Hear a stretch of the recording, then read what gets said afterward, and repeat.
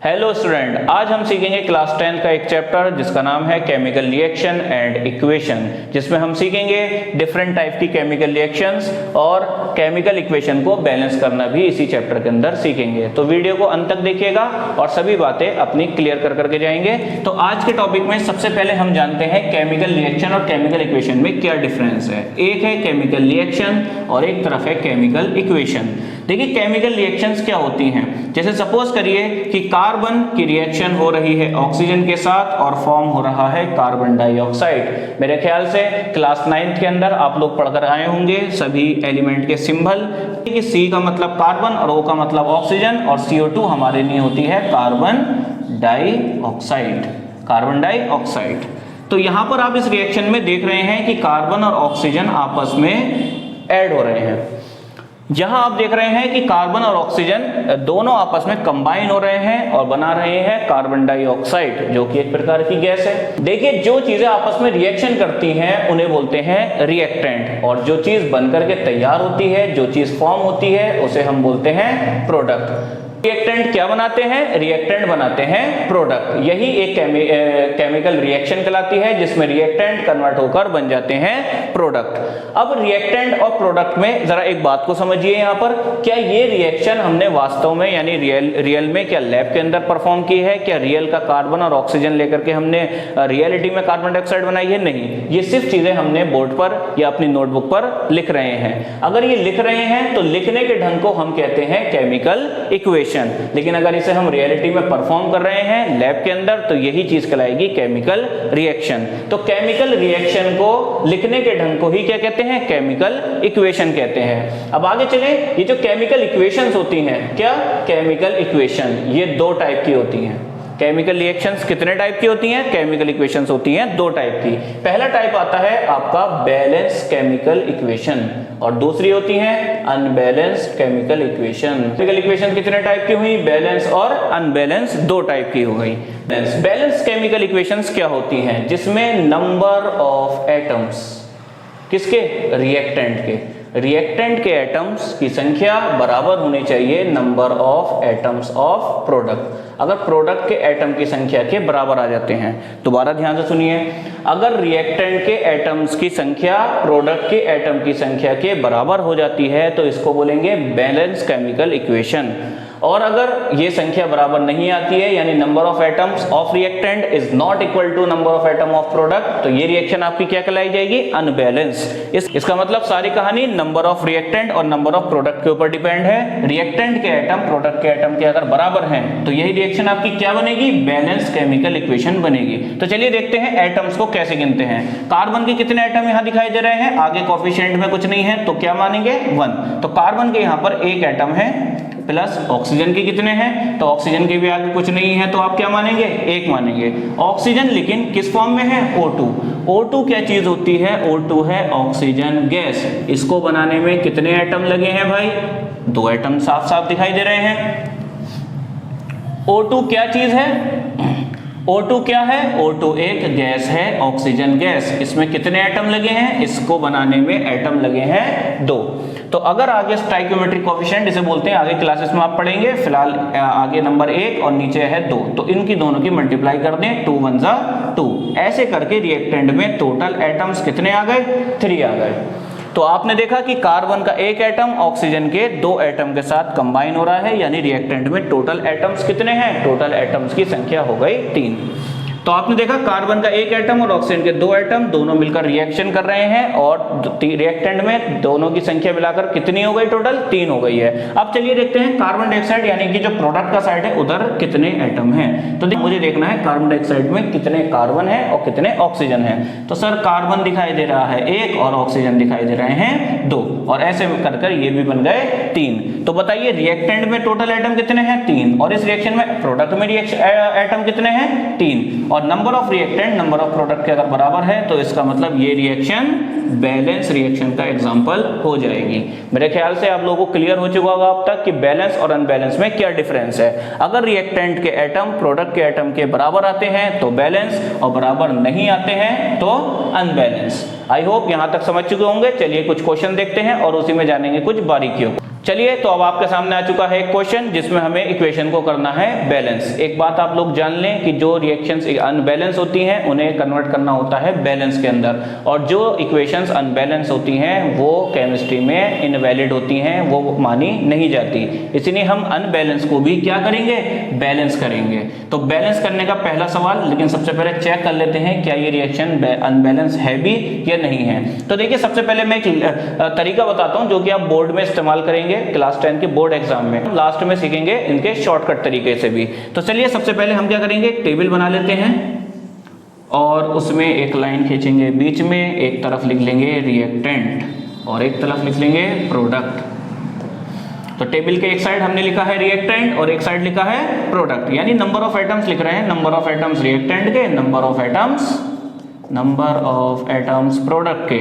अब एक बात जानिए कि रिएक्टेंट में कौन कौन से एटम दिखाई दे रहे हैं। सर एटम है Mg का, सर एटम है ऑक्सीजन का, सॉरी इधर लिख लेते हैं, रिएक्टेंट में एटम है Mg के या है ऑक्सीजन के, किसी और के तो नहीं है। कार्बन तो दिखाई नहीं दे रहा, सल्फर तो दिखाई नहीं दे रहा, ठीक है। रिएक्टेंट में सिर्फ कौन है, Mg। ये Mg मतलब मैग्नीशियम। सर इतनी बातें तो नहीं पता, 9th क्लास में क्या पतंग उड़ा कर आ रहे हो भाई, इतना तो सीख कर आइए कि किसका सिंबल क्या है, मैग्नीशियम Mg, ऑक्सीजन O2, मिलकर बन रहे हैं मैग्नीशियम ऑक्साइड, मैग्नीशियम ऑक्साइड। बात समझ में आ रही है, सभी के सिंबल को क्लियर कर लीजिएगा। अब रिएक्टेंट में अगर आप देखें तो मैग्नीशियम है या फिर ऑक्सीजन है, तो कितने मैग्नीशियम के एटम यहाँ पर दिखाई दे रहे हैं। सर कुछ नहीं है, आगे कोई नंबर नहीं है तो 1 मान लेंगे। ऑक्सीजन के कितने एटम दिखाई दे रहे हैं, 2 1 जा 2, तो इस तरीके से ऑक्सीजन के एटम लग रहे हैं 2। उधर चलते हैं तो उधर भी क्या है, उधर भी मैग्नीशियम और ऑक्सीजन का ही बना हुआ एक प्रोडक्ट है जिसका नाम है मैग्नीशियम ऑक्साइड। मैग्नीशियम ऑक्साइड में आपको कितने Mg दिखाई दे रहे हैं, तो मैग्नीशियम ऑक्साइड में हमें तो साहब Mg एक ही दिखाई दे रहा है, आप लोगों का मालूम नहीं। बाकी ऑक्सीजन अगर हम देखें तो ऑक्सीजन के भी एटम कितने दिखाई दे रहे हैं, भाई हमें तो एक ही दिखाई दे रहा है। बस अगर रिएक्टेंट के नंबर ऑफ एटम्स प्रोडक्ट के नंबर ऑफ एटम्स के बराबर हो जाते हैं तो बस रिएक्शन हमारी बैलेंस हो गई। तो देखिए Mg एक है बराबर है, ऑक्सीजन के 2 एटम लेकिन ऑक्सीजन का 1 एटम बराबर नहीं है, इसका मतलब ये रिएक्शन है हमारी अनबैलेंस, और अनबैलेंस को ही बनाना है बैलेंस। कैसे बैलेंस करेंगे, कुछ रूल समझ लीजिए, सही है। कुछ रूल रिएक्शन को बैलेंस करते समय हमें ध्यान रखना है। पहला रूल, सिर्फ आप कर सकते हैं मल्टीप्लाई, किसी भी नंबर से आपको सिर्फ क्या करनी है, मल्टीप्लाई करनी है, प्लस माइनस डिवाइड कुछ नहीं करनी। तो सबसे पहला काम सिर्फ आपको करनी है मल्टीप्लाई। जब भी आपको ये मल्टीप्लाई करनी है तो वो नंबर, जिस नंबर से आप मल्टीप्लाई करना चाहते हैं वो नंबर लिखेंगे सबसे आगे, ना वो नंबर किसी के बीच में लिख सकते हो ना नीचे लिख सकते हो, वो नंबर सिर्फ आपको कहाँ लिखना पड़ेगा, आगे लिखना पड़ेगा, यानी स्टोइकोमेट्रिक कोफिशिएंट की तरीके से, यानी कोफिशिएंट के रूप में ही लिखना पड़ेगा। बस ये 2 रूल अगर आप समझ गए तो आप क्वेश्चन कर सकते हैं। सबसे पहले देखें, मैग्नीशियम के एटम 1 हैं, रिएक्टेंट में भी प्रोडक्ट में भी, तो मेरे ख्याल से इसको कुछ नहीं करना चाहिए क्योंकि ये पहले से बराबर हैं। ऑक्सीजन अगर हम देखें तो इधर 2 और इधर 1। रूल क्या है कि सिर्फ हम कर सकते हैं मल्टीप्लाई। तो बताइए किधर और कितने नंबर से आपको मल्टीप्लाई करनी है। अगर हम देखें, अगर 1 में मैं मल्टीप्लाई करा दूं, ऐसे किस नंबर से मल्टीप्लाई कराऊं कि वो 2 बन जाए, तो सर 1 में मल्टीप्लाई 2 से करा दी जाए, 2 1 जा, और इस तरीके से हो जाएगा 2, इधर भी 2 इधर भी 2। पर ये 2 एक्चुअली में आंसर नहीं है, इस 2 को दिखाना पड़ेगा आपको अपनी इक्वेशन के अंदर, वही होगा आपका आंसर। अब ये 2 आपको लिखना कहां पर है, सर ये 2 लिखना है मुझे ऑक्सीजन में, और ये ऑक्सीजन कौन सा वाला, प्रोडक्ट वाला, ना कि रिएक्टेंट वाला। तो इसका मतलब सर जी हमने जो 2 लिखा है वो ऑक्सीजन में लिखना है, वो भी किस साइड, प्रोडक्ट साइड। तो क्या ये ऑक्सीजन प्रोडक्ट साइड है, नहीं सर, ये तो है हमारा रिएक्टेंट साइड, और उधर का ऑक्सीजन जो है वो है हमारा प्रोडक्ट साइड। तो प्रोडक्ट साइड के ऑक्सीजन में आपको लिखना है 2, तो सर कहां लिखें, नहीं भाई बीच में नहीं लिख सकते, हमें सबसे आगे लिखना है क्या, ये 2, तो मुझे मजबूरी में 2 लिखना पड़ेगा आगे। और इस तरीके से 2 ऑक्सीजन हो गए इधर और 2 ऑक्सीजन हो गए इधर, और ऐसे करके ऑक्सीजन इधर 2 इधर 2। लेकिन रुको जरा, सब्र करो, यहां देखो MgO के आगे 2 लगा है, तो इसका मतलब मैग्नीशियम ऑक्साइड के एटम 2 हैं, ठीक है। तो अगर ऐसा है तो उसमें ऑक्सीजन 2 लगे हैं तो मैग्नीशियम भी 2। इसका कहने का मतलब शॉर्टकट में अगर मैं सीधी बात करूं तो यहाँ ऑक्सीजन अगर 2 है तो Mg भी 2 ही काउंट होंगे, नंबर आगे लिखा हुआ है, ये 2 नंबर सिर्फ ऑक्सीजन का नहीं, ये Mg का भी माना जाएगा। तो इसका मतलब यहाँ बसाने चले थे पूरा घर, वहां बिगड़ गया, यानी Mg प्रोडक्ट में अब 1 नहीं, कितने हो गए, 2 हो गए। ओहो सर जी, यहाँ बैलेंस करा तो वहां बिगड़ गया। कोई दिक्कत की बात नहीं, जब आप किसी भी रिएक्शन को बैलेंस करेंगे तो एक जगह आप जब चीजों को सुधारेंगे तो हो सकता है दूसरी जगह चीजें बिगड़ती हुई दिखाई दे, लेकिन अंत भला तो सब भला, आखिर में सब कुछ सही हो जाएगा और हैप्पी एंडिंग के साथ इस सवाल को खत्म करेंगे। देखिए अगर 2 से मल्टीप्लाई कर इसको बराबर कर दिया है तो भाई यहाँ क्या परहेज है, यहाँ भी मल्टीप्लाई कर दो। सर 1 में मल्टीप्लाई जल्दी से कर दीजिए 2 की, और 2 1 जा हो जाएगा 2, ऐसे करके इधर भी 2 और इधर भी 2। अब ये 2 लिखना कहां पर है सर, ये 2 लिखना है हमें Mg में, और वो Mg किधर का होना चाहिए, रिएक्टेंट का। रिएक्टेंट का Mg कहां पर है भाई, ये रहा, रिएक्टेंट के Mg में मल्टीप्लाई करा दी जाए 2 की, तो वो 2 यहां लिख दिया जाएगा। अब ये 2 किसका माना जाएगा, Mg का, ना कि ऑक्सीजन का, ठीक है, ये दोनों अलग अलग एटम हैं। तो अब सब फाइनली देखें, Mg रिएक्टेंट में कितने हैं, 2, तो प्रोडक्ट में कितने हैं, 2। ऑक्सीजन रिएक्टेंट में कितने हैं, 2, और प्रोडक्ट में भी कितने हैं, 2। इस तरीके से ये अनबैलेंस रिएक्शन हो जाती है बैलेंस। फाइनल में आंसर आप किस तरीके से लिखेंगे, तो फाइनल में आप आंसर लिखेंगे, मैं इस टेबल को थोड़ा सा रफ कर देता हूं। तो फाइनल में आंसर लिखा जाएगा कुछ इस तरीके से कि रिएक्शन हो जाएगी 2Mg प्लस O2 और इज इक्वल टू में 2MgO। ये रिएक्शन हो गई आपकी एक बैलेंस रिएक्शन। अगर ये चीज लिख करके आएंगे तो इसी पर मिलेंगे बोर्ड में आपको मार्क्स। तो मेरे ख्याल से आप लोगों को समझ में आ गया होगा कि कैसे एक अनबैलेंस रिएक्शन को बैलेंस करा जाता है। चलिए अब कुछ और सवाल देखते हैं, पहले इसे कर लीजिए नोट। चलिए अब आता है हमारे सामने क्वेश्चन नंबर 2, जिसमें हमें भी करनी है इस केमिकल इक्वेशन को बैलेंस। सबसे पहले चेक कर लेंगे क्या रिएक्शन अनबैलेंस है ये नहीं। तो सबसे पहले बोर्ड एग्जाम के अकॉर्डिंग हम क्या करेंगे, एक प्रॉपर वे में बोर्ड एग्जाम के अकॉर्डिंग हम करेंगे इसको अनबैलेंस से बैलेंस। सबसे पहले लिखते हैं इधर number of reactant, number of reactant, number of product, number of product. अब आप देखें कि रिएक्टेंट में है कौन, Fe और कौन, ऑक्सीजन। तो दूसरी साइड भी कौन होंगे, Fe और ऑक्सीजन होंगे, कहीं बीच में सोडियम और क्लोरीन तो आएंगे नहीं। तो जो रिएक्टेंट होते हैं उन्हीं से प्रोडक्ट बन करके तैयार होता है, ठीक है। तो आयरन के कितने एटम आपको यहाँ दिखाई दे रहे हैं, Fe means iron, iron. Fe कितने हैं, 1, ऑक्सीजन कितने हैं, 2। प्रोडक्ट की साइड अगर मैं बात करूं तो Fe दिखाई दे रहे हैं 2 और ऑक्सीजन दिखाई दे रहे हैं 3। ओहो सर बहुत कॉम्प्लिकेटेड नहीं है, क्यों नहीं है, सिर्फ सिंपल आपको करनी है मल्टीप्लाई, ठीक है। अभी हमने तरीका सीखा तो कैसे करेंगे। सबसे पहले आप देखें कहीं से भी शुरुआत कर सकते हैं। Fe लग रहा है आसान शिकार, इधर है 2 इधर है 1 को कैसे बनाए 2, क्या प्लस करें, बिल्कुल नहीं, सिर्फ कर सकते हैं मल्टीप्लाई। सर 4 से कर दें क्या, अरे 4 1 जा 4 हो जाएगा विनोद, ऐसे ना करो, 2 से करो मल्टीप्लाई, 2 1 जा 2 हो जाएगा। तो इधर भी 2 और इधर भी 2 और Fe होगा इस तरीके से बैलेंस। ये 2 लिखना कहां पर है, रिएक्टेंट की साइड, किसकी रिएक्टेंट, Fe।